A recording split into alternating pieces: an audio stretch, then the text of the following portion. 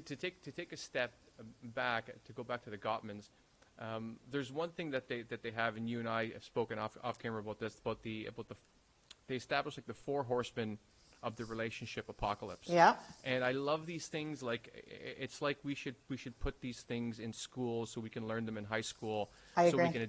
we can identify when we're doing it, and we can identify when other people are doing it to us, to perhaps shore up some relationships and just have better communication. So can you maybe explain what these 4 horsemen of the relationship apocalypse are? So there are certain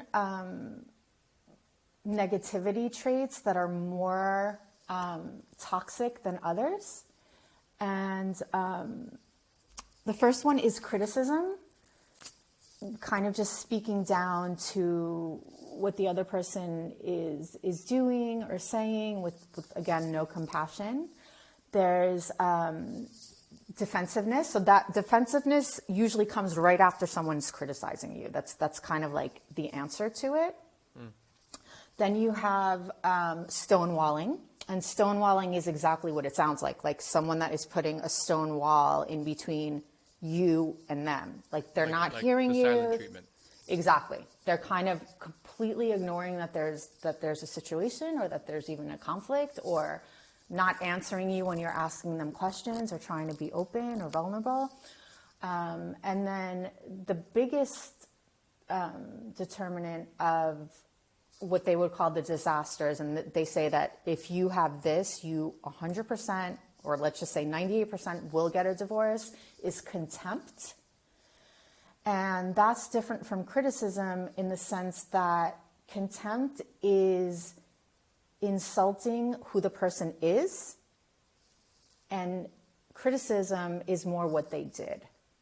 So contempt is really saying you're a problem.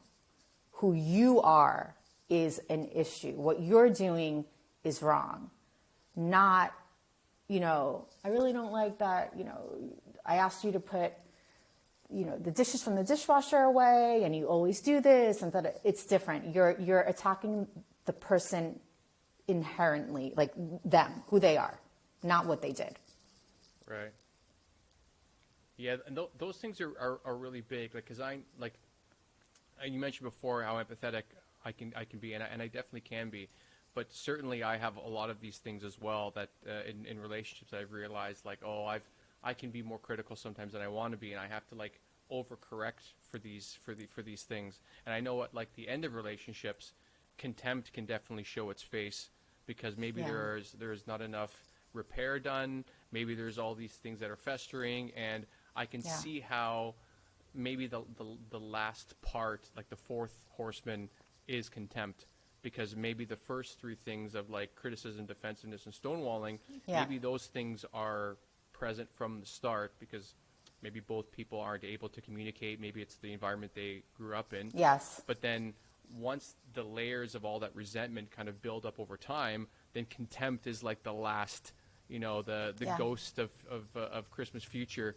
that shows up, and then I think both people at that point, like you said, if both people at that point start attacking each other as individuals instead of the items they do, well then, I can imagine it'd be quite difficult to repair when you think the person that you're with just has a problem with who you are fundamentally. Exactly. That was the word I was looking for, fundamentally. Yes, who you are fundamentally. Perfect. That's right. Yes. Right. Mm-hmm. 69% of conflict in long-term relationships it's perpetual. Like, you're going to keep having the same issues over and over and over. It's 69%. That's what they found. Wow. That's what the Gottmans found, right? So it really goes back to friendship. Like, how much do I love you? How much do I like you as a human being? If you love this person, if you like, not only love, but if you like them, if you like them as a best friend, let's just say, you're really not going to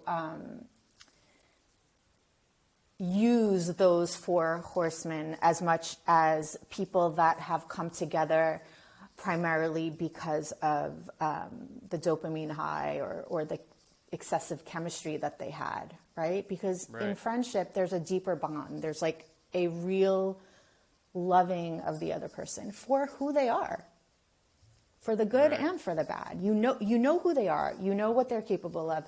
You know what's difficult for you to kind of digest, their personality and stuff, but you work around it.